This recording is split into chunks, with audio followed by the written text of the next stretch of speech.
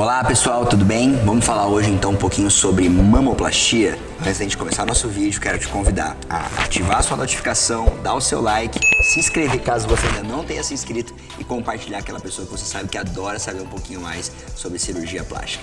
Então o primeiro ponto que eu vou falar sobre mamoplastia hoje é tirar uma dúvida que é muito comum. Doutor, qual que é a diferença de mamoplastia para mastopexia?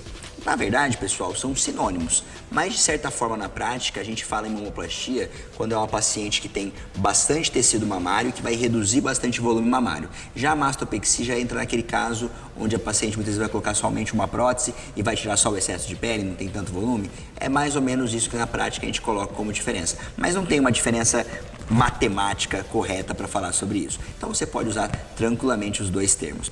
E quando a gente fala de mamoplastia, a gente começa lá no passado, que é uma cirurgia que ela era principalmente destinada a quem tinha grande volume mamário, com reduções mamárias, que a gente fala desde reduções habituais, 200, 500 gramas, até casos que a gente fala de gigantomastia, quando é retirado mais de 1,9 kg de cada lado da mama. Então, essa é uma cirurgia que já acontece há muitos e muitos anos. Quando a gente passa a pensar em prótese de mama, essa é uma cirurgia que ela vai crescendo principalmente ali depois da década de 90, anos 2000, quando a gente vai começando a falar em mamoplastia, em mastopexia com prótese.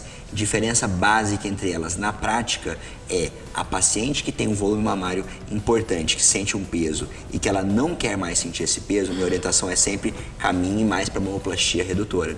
A paciente que tem uma mama de um bom volume e ela sonha em ter um colo um pouco mais marcado, aí a gente já tem que pensar em mamoplastia com prótese, porque a mamoplastia sem prótese não vai te deixar aquele colo marcado espontaneamente, como tem a prótese que deixa aquele redondinho. Fernando, e como que a gente faz para tomar essa decisão? Isso é muito importante, vai muito da relação médico-paciente, de você conversar, explicar exatamente aquilo que você busca, explicar exatamente aquilo que você acredita que seja interessante para você e entender aquilo que o cirurgião vai te explicar de limitações, de características, como por exemplo, algumas pacientes me procuram muitas vezes, tem um corpão, tem quadril largo, tem coxa, já tem uma mão volumosa e quer fazer mamoplastia e colocar mais ainda a prótese. Eu explico, olha, não vai por esse caminho, porque talvez você possa se sentir um pouquinho mais gordinho, um grande volume mamário pode te incomodar. Isso te incomodaria? Se a paciente fala, não, jamais, não me incomoda em nada. Então bora lá. Não, doutor, tenho pavor de me sentir gordinha. Aí já acho que já não é um caminho que a gente deva seguir. Então, essa conversa, essa relação médico-paciente, ela é muito importante. E como que a gente faz, então, para entender se a cirurgia vai ter um corte extenso, se a cirurgia vai ter um corte menor, se ela vai ser em T, se ela vai ser em L, existem várias vertentes. Geralmente, pessoal, o que eu explico para os pacientes é o seguinte, aquelas mamas volumosas, você tem que imaginar que a sua cicatriz, ela pode pegar toda aquela região da dobra da mama.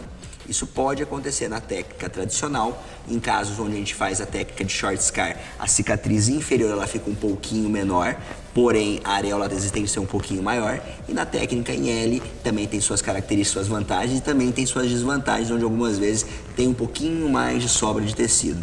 Então isso vai muito do que? Da expertise de cada cirurgião tem sua escola, cada cirurgião tem a sua formação e tem a sua segurança em determinada técnica. Eu particularmente conceituo minha técnica muito direcionada aos casos de método tradicional e short scar e na minoria dos casos em L que eu também realizo, mas eu deixo mais para a minoria dos casos onde nas minhas mãos eu acredito que seja a melhor evolução a maneira do short e também do clássico.